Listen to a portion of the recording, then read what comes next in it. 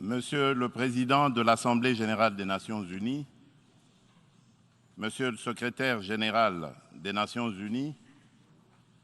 Mesdames et Messieurs les chefs d'État et de gouvernement,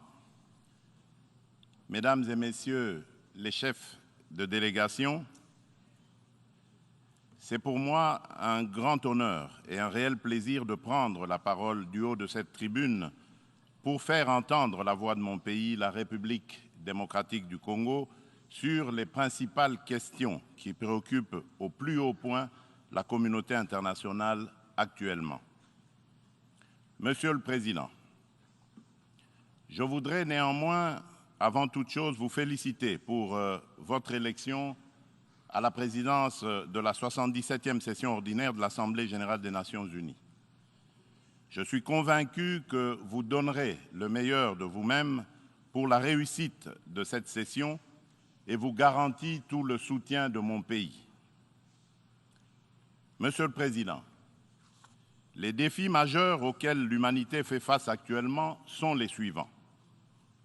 La sécurité et la paix pour tous, la maîtrise des changements climatiques, la relance de l'économie mondiale après la Covid-19, la lutte contre la pauvreté et la promotion du bien-être collectif. Ces principaux défis sont complexes et intimement enchevêtrés. Conscient de cette réalité, je salue le choix judicieux et la pertinence du thème central de ces assises, à savoir un tournant décisif des solutions transformatrices face à des défis intriqués. À l'évidence, le relèvement de ces défis exige plus de contenu. Le maintien de la paix et la sécurité internationale constituent le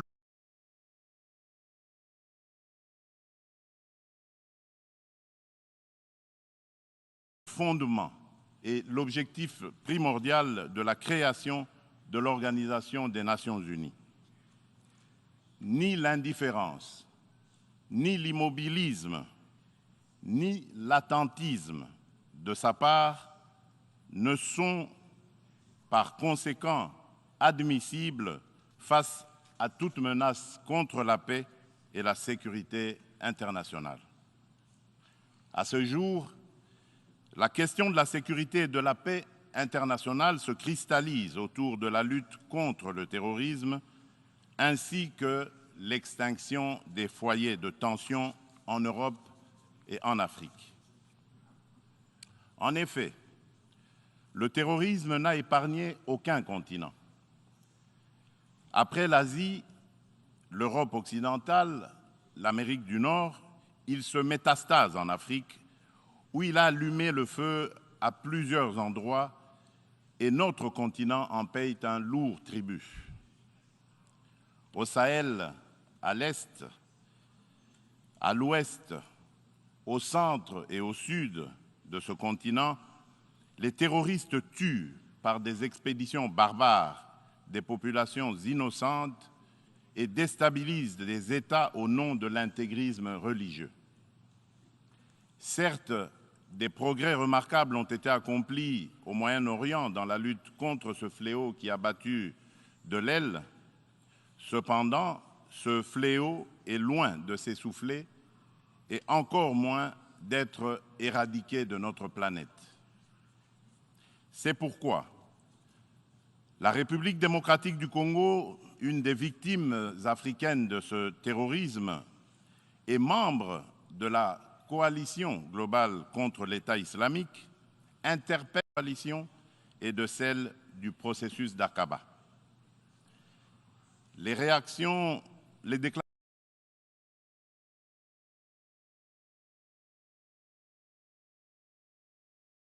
d'intention et les proclamations de foi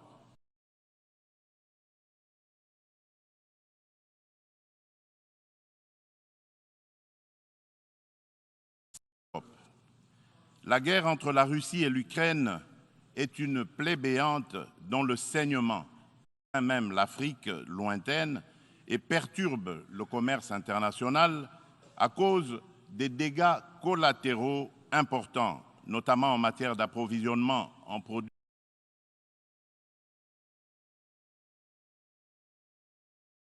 céréaliers et énergétiques d'origine ukrainienne et russe, nécessaires à l'alimentation des populations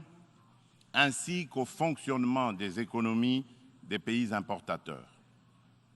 Il est impératif que les Nations unies interviennent avec diligence et plus de fermeté pour éteindre ce brasier, et ce, dans le respect absolu des règles du droit international. La République démocratique du Congo souscrit à la position de l'Union africaine et appelle toutes les parties au conflit à suivre la voie du dialogue et du droit préconisée par l'Afrique, qui a par ailleurs l'expérience de gestion des crises sécuritaires provoquées par des groupes armés dans certains de ces États. À ce sujet, les Nations unies savent que mon pays, la République démocratique du Congo, est victime d'une crise sécuritaire aiguë qui dure depuis plus de 20 ans à l'est de son territoire national. Tout observateur honnête et de bonne foi reconnaît que cette crise est causée principalement par les convoitises que suscitent ces fabuleuses richesses naturelles et les ambitions de puissance de certains de ses voisins. Le peuple congolais reconnaît l'implication des nations et des partenaires extérieurs bilatéraux de la République démocratique du Congo pour juguler cette crise récurrente.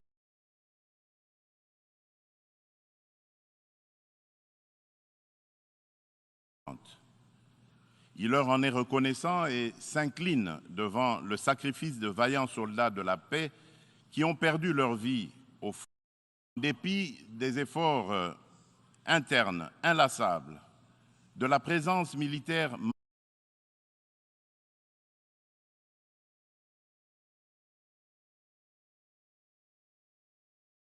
massive de l'ONU au Congo et de son soutien diplomatique pendant 23 ans, le mal sécuritaire continue à ronger mon pays. Afin d'éradiquer définitivement l'insécurité, restaurer une paix durable et assurer la stabilité à l'est de la République démocratique du Congo, plusieurs accords ont été signés avec les groupes armés et même avec les pays voisins, sous la garantie de la communauté internationale. Des mécanismes nationaux et internationaux ont été créés. Toutes ces perspectives de règlement définitif du conflit n'ont duré que l'espace de quelques mois. Vite, l'architecture s'est fissurée et l'édifice s'est écroulé. Et on recommence toujours avec les mêmes tragédies. Depuis mon élection à la tête dans les provinces congolaises de l'Ituri, du Nord Kivu et du Sud Kivu, m'inscrivant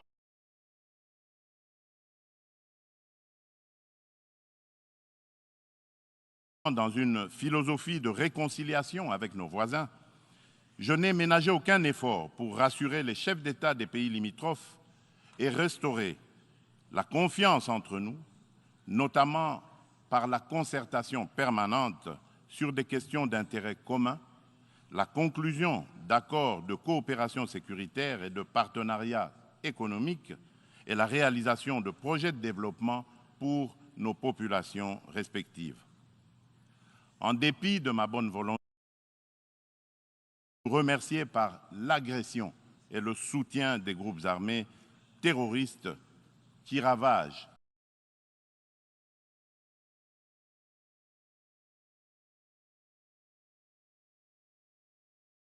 l'Est de la République démocratique du Congo. C'est le cas actuellement du Rwanda qui, au mépris du droit international, de la charte de l'ONU et de l'acte constitutif de l'Union africaine, a une fois de plus non seulement agressé en mars dernier la République démocratique du Congo par des incursions directe de ses forces armées, les RDF, mais aussi occupe des localités de la province du Nord Kivu par un groupe armé terroriste interposé, le mouvement du 23 mars, dit M23, auquel il apporte un soutien massif, tant en matériel de guerre qu'en hommes de troupes. Et comme pour défier la communauté internationale, le M23, avec le soutien de l'armée rwandaise, a même abattu un hélicoptère de la MONUSCO et tué 8 casques bleus, commettant ainsi un crime de guerre. Je dénonce, en ce lieu emblématique de la vie internationale, avec la dernière énergie, cette énième agression dont mon pays est victime de la part de son voisin, le Rwanda, sous couvert d'un groupe terroriste dénommé le M23. Monsieur le Président,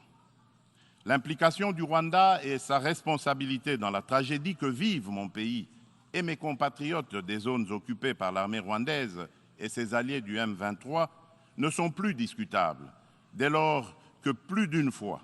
aussi bien les groupes d'experts dûment mandatés par l'ONU et le mécanisme de coordination non gouvernementale humanitaire et des droits de l'homme crédibles les ont établis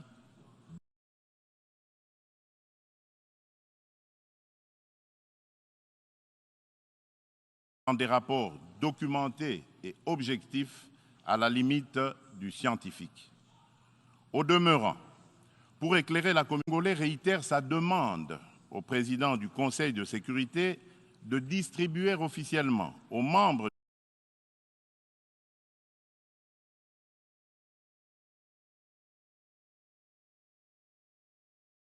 du Conseil le dernier rapport des experts de l'ONU sur la situation sécuritaire à l'est de la République démocratique du Congo et de le faire examiner avec diligence par lui afin d'en tirer toutes les conséquences qui s'imposent sur le plan du droit, de la paix et de la sécurité internationale. Il y va de l'image et de la crédibilité de notre organisation. Procéder autrement serait, d'une part, encourager le Rwanda à poursuivre son agression, ses crimes de guerre et ses crimes contre l'humanité en République démocratique du Congo, et d'autre part, nourrir davantage la suspicion légitime des Congolais sur l'impartialité de l'ONU, ainsi que la complicité de certains de ses membres dans ces crimes. C'est pour mettre fin à cette suspicion et dissiper l'ambiguïté de certaines positions du Conseil de sécurité sur la crise sécuritaire à l'est de la RDC, ambiguïté qui excède la population congolaise et exacerbe la tension entre elle et la mission de l'ONU pour la stabilisation du Congo, la MONUSCO, que le gouvernement de mon pays a demandé la réévaluation du plan de retrait progressif et responsable de cette mission. Cette démarche d'ajustement est exigée par le constat unanime, même au niveau le plus élevé de notre organisation, des faiblesses regrettables de la MONUSCO, ce qui affecte certainement l'efficacité et la légitimité de l'action ne peut par conséquent nullement remettre en cause les relations entre mon pays et notre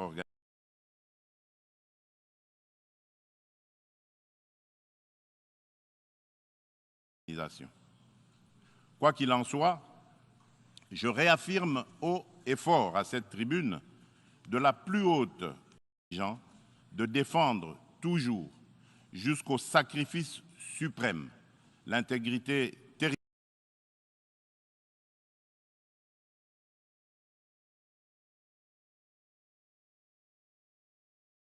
territoriale, l'indépendance et la souveraineté de leur pays, dans le respect, bien sûr, du droit international et des engagements pris au sein des organisations internationales dont il est membre. C'est ici le lieu pour moi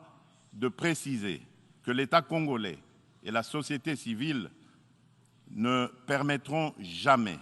à quiconque de tenir le discours de la haine tribale ethnique et raciale ou xénophobe dans notre pays. La Constitution de la République et les lois congolaises interdisent un tel discours et le sanctionnent sévèrement. Nul ne peut donc prétexter de ce discours imaginaire pour justifier des aventures criminelles au Congo, diviser les Congolais et fragiliser l'unité nationale à laquelle tous mes compatriotes tiennent. La République démocratique du Congo n'est pas et ne sera jamais génocidaire. De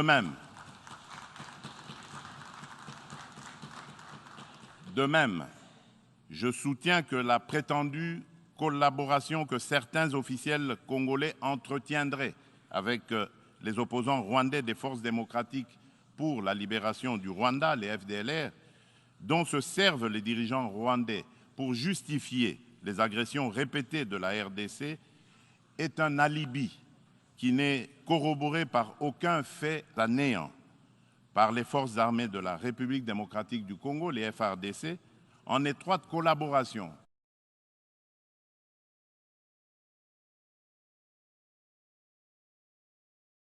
avec l'armée rwandaise dans le cadre des opérations conjointes menées il y a quelques années.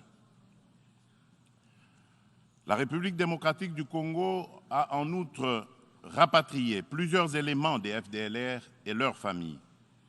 Dès lors, les Congolais se demandent de quel FDLR parle-t-on? Quel est le mètre carré du territoire rwandais occupé par ces fantomatiques FDLR?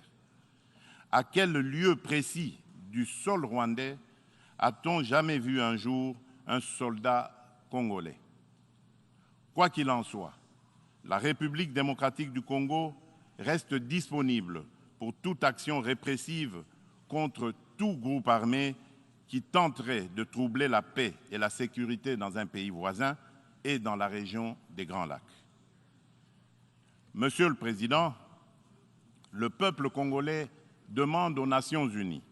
à l'Union africaine, aux communautés régionales africaines et aux partenaires de la République démocratique du Congo de ne plus se fier aux dénégations éhontées des autorités rwandaises et de contribuer plutôt au rétablissement de la sécurité, à la construction d'une paix durable et à la création de conditions nécessaires à une coopération fructueuse dans la région des Grands Lacs et pour le bien de tous. À cet effet, il est nécessaire de voir ceci. 1. Rendre effectif le retrait immédiat du M23 des localités occupées, le retour des déplacés congolais de ces localités à leur domicile et la cessation sans condition du soutien de l'armée rwandaise à ce groupe terroriste, selon l'esprit et la lettre de la feuille de déclaration successive du Conseil de sécurité de l'ONU, du Conseil de paix et de sécurité de l'Union africaine,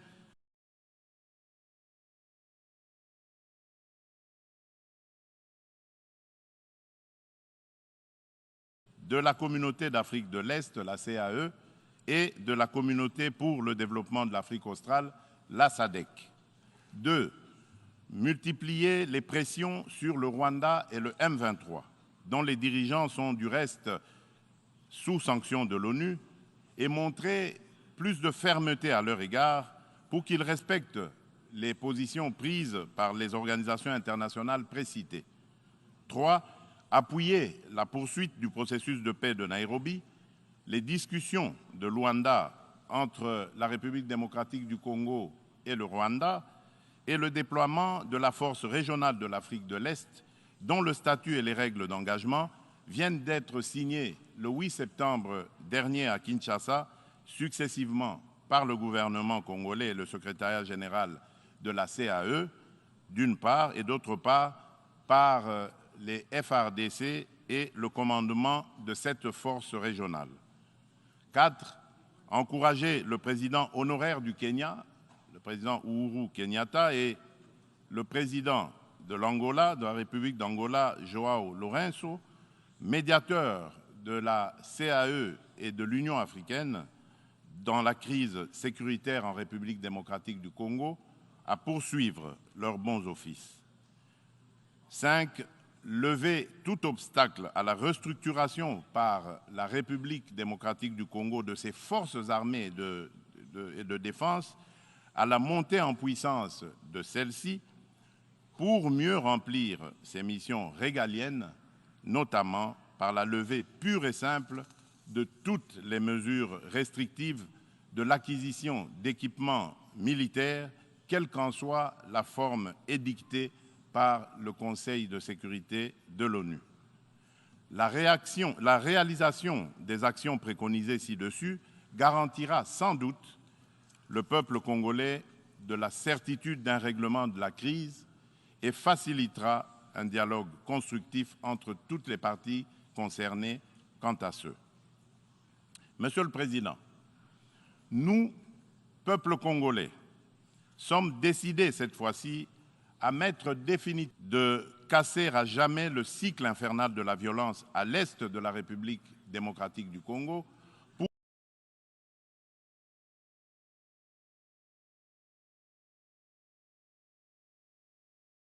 pour stabiliser la région des Grands Lacs afin de tirer le plus grand bénéfice de ses potentialités économiques ainsi que de sa riche. Ces changements posent deux problèmes fondamentaux, à savoir la mise en œuvre d'un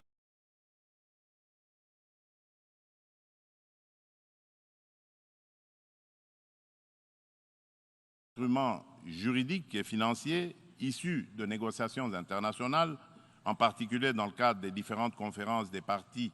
à l'accord des Nations Unies sur le climat, la COP, et la transition énergétique. Il est temps, d'une part, de mettre fin à l'exécution sélective des engagements souscrits par les pollueurs et d'autre part, de compenser au nom de la justice climatique les efforts fournis par les pays moins pollueurs, dont ceux de l'Afrique, pour préserver l'environnement dans l'intérêt de toute notre planète. Quant à la transition énergétique, l'Afrique regorge suffisamment de sources d'énergie renouvelables et de matières premières susceptibles de contribuer à la mobilisation des alternatives crédibles à la double crise énergétique et écologique.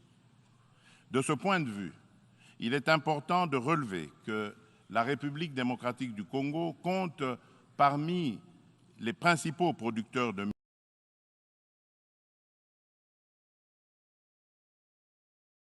minerais stratégiques essentiels à la transition énergétique et à la décarbonisation le cobalt, le lithium, le nickel ainsi que le manganèse. Mon pays s'est fixé comme objectif de produire proprement les 10 minerais à cette fin. C'est dans cette perspective que la République de Zambie et la République démocratique du Congo ont signé le 29 avril de cette année un accord relatif à la mise en place d'une chaîne de valeur dans le secteur de batteries électriques et des énergies propres. Il va sans dire, au vu de l'importance des investissements que requiert la réalisation d'un tel projet, que l'implication des partenaires est particulièrement indispensable, notamment en termes d'apport en capitaux et en technologies adaptées. En outre, afin de soutenir le programme de transformation verte des économies sur le continent africain et de rencontrer la demande d'énergie croissante dans le monde, l'hydroélectricité, le solaire, la géothermie et l'exploitation de ces gisements gaziers. De ce fait, la République démocratique du Congo se présente comme un atout à la réalisation de l'agenda 2063 de l'Union africaine à travers la mise en œuvre du projet Grand Inga, lequel pourrait également s'avérer bénéfique pour une partie de l'Europe et du Moyen-Orient. C'est dans cette perspective qu'elle est heureuse d'abriter les travaux préparatoires de la 27e conférence des parties sur le climat, la pré-COP 27, qui qui se tiendront à Kinshasa le mois prochain. Monsieur le Président, je saisis cette opportunité pour apporter de la lumière sur le volet environnemental de l'appel d'offres lancé le 28 juillet dernier par mon pays pour l'exploration de ces 27 blocs pétroliers et 3 blocs gaziers, appel qui semble faire inutilement polémique sur la place publique internationale. À ce sujet, il convient de rappeler qu'aucun instrument juridique international pertinent ratifié par la République démocratique du Congo ne lui interdit d'exploiter ses ressources naturelles pour cause de protection de l'environnement ou par crainte de l'aggravation du réchauffement de la planète. Ensuite, l'accord de Paris de 2015 reconnaît aux pays en voie de développement le droit d'émettre le CO2 pour le développement, mais en prenant des précautions. Ainsi, le gouvernement de la République démocratique du Congo s'est fixé comme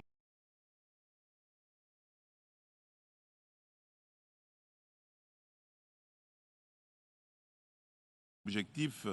d'exploiter, dans le respect des normes environnementales, les ressources naturelles du pays et de les transformer localement pour leur donner de la valeur ajoutée et booster l'économie nationale, notamment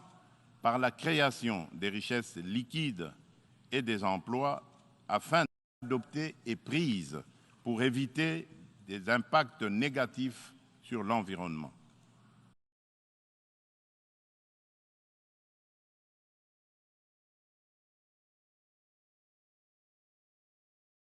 Elle prévoit, à l'instar d'autres pays d'Afrique et d'Europe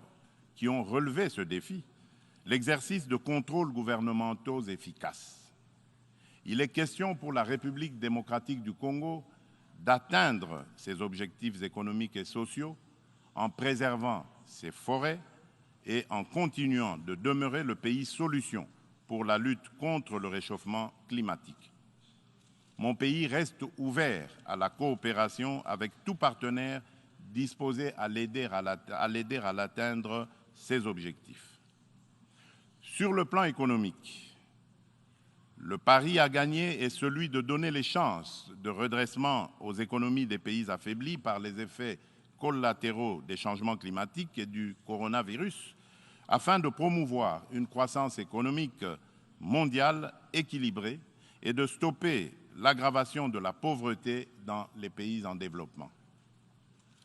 Nous ne pouvons pas relever ce défi sans des efforts internes de bonne gouvernance au niveau national, ni investissement productif des richesses, ni transfert réel des ressources financières suffisantes à ceux qui en ont besoin. C'est pourquoi la République démocratique du Congo plaide pour la concrétisation de la proposition de cession par les pays riches d'un pourcentage de leurs droits de tirage. Conférence de Paris sur la relance des économies post-Covid-19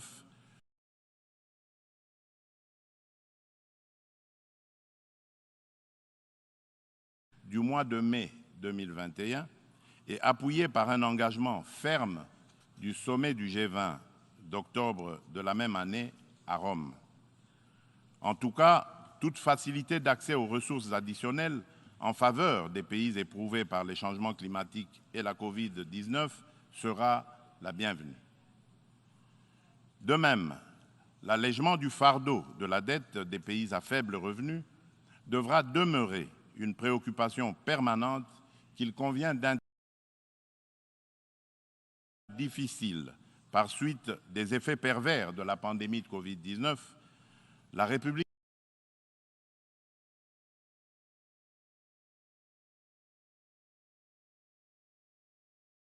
démocratique du Congo a enregistré des progrès remarquables en termes de croissance économique.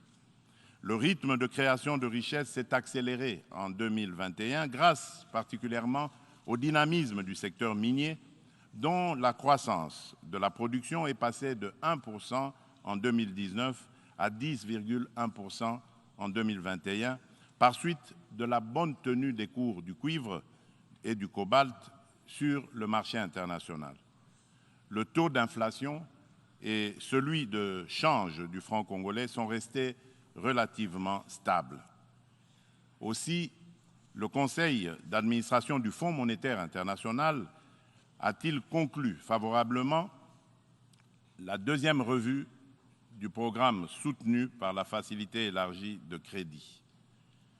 Le Fonds monétaire international a exprimé son satisfecit sur les politiques macroéconomiques prudentes adoptées par le gouvernement de la République démocratique du Congo. Nous poursuivrons inlassablement ces politiques et l'effort d'amélioration du climat des affaires en cours pour promouvoir les investissements privés et les activités économiques en général. Monsieur le Président, la solidarité et la justice dans les relations entre les nations ont toujours été des facteurs de paix et de sécurité mutuelle car elles rapprochent les hommes et créent des liens d'interdépendance entre eux. À cet effet, la lutte contre la pauvreté et la promotion du bien-être collectif sont des digues. La République démocratique du Congo se félicite de l'action collective menée par la communauté internationale contre la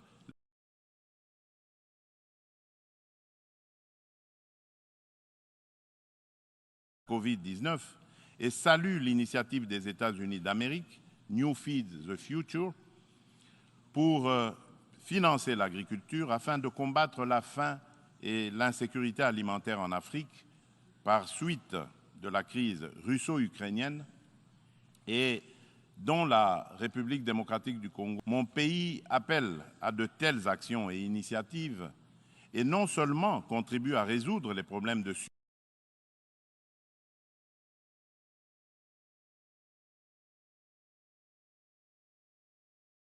survie au quotidien et à créer des emplois accessibles au plus grand nombre, mais aussi distribue des revenus et du pouvoir d'achat à la base. En revanche, au nom de la solidarité et de la justice internationale, nous nous posons des questions sur le maintien des sanctions contre le peuple du Zimbabwe, des sanctions qui, de plus, datent de l'époque du défunt président Robert Mugabe. Pourquoi notre organisation est-elle si silencieuse et si indifférente à cette injustice à la limite du crime contre un peuple innocent? En ma qualité de président en exercice de la Communauté pour le développement de l'Afrique australe, la SADC, je lance un appel pressant aux Nations unies de mettre tout en œuvre pour obtenir la levée immédiate des sanctions contre la République du Zimbabwe et son peuple.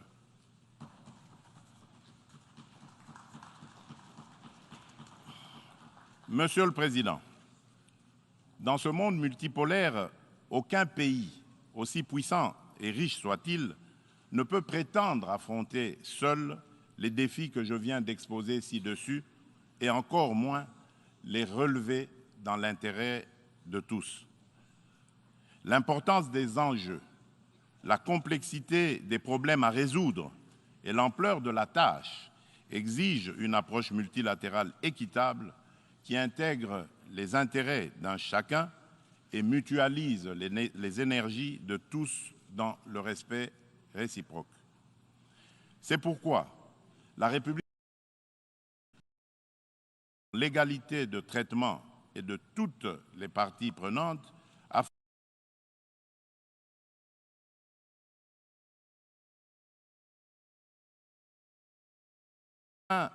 de créer des espaces de dialogue et de coopération dont nous avons besoin pour assurer la paix et la sécurité internationale. C'est cela, l'Organisation des Nations Unies que nous voulons. Pour ce faire, il nous faut accorder le bénéfice de l'urgence à la réforme de l'ONU qui semble actuellement marquer le pas. Dans ce cadre, je me fais le devoir d'insister sur la nécessité de satisfaire la revendication légitime et juste de l'Afrique d'être représentés au sein du Conseil de sécurité de l'ONU par 2 sièges supplémentaires dans la catégorie des membres non permanents et par 2 autres dans celle des membres permanents avec les mêmes droits, y compris celui de veto, les mêmes privilèges et obligations que ceux des membres permanents actuels. C'est une question de justice à rendre à un continent, mieux à un pan entier de l'humanité dont le rôle ne cesse de s'accroître chaque jour davantage dans la conduite des affaires internationales. Nous, Africains, y tenons fermement. Monsieur le Président de l'Assemblée générale des Nations unies, Monsieur le Secrétaire général des Nations unies, Mesdames et Messieurs les chefs d'État et de gouvernement, sur la parité hommes-femmes. À ce propos, il y a lieu d'insister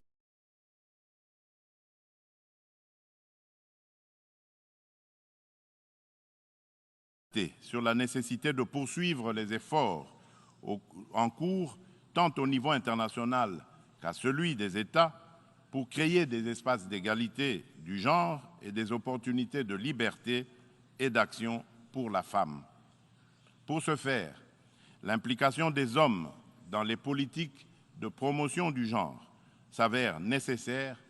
parce que, d'une part, l'homme partage la vie avec la femme et, d'autre part,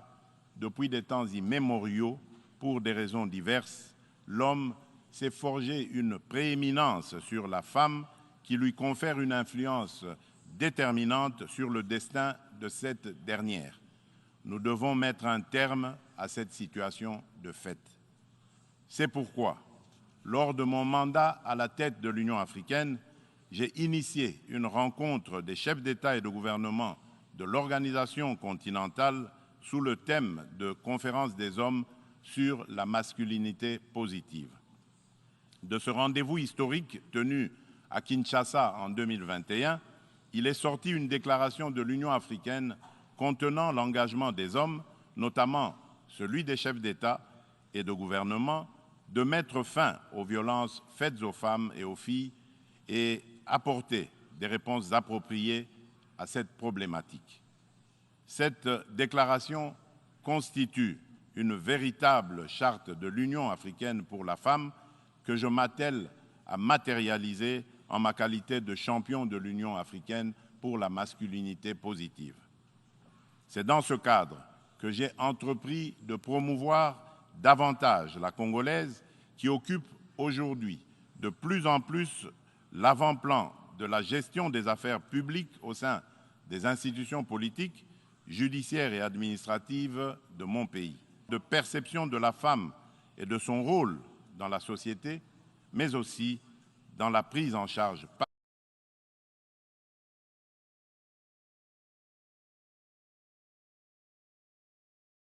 la femme elle-même de son destin. En effet, la parité n'est pas un cadeau fait à la femme, mais une de la 77e session ordinaire de l'Assemblée générale. Je vous remercie.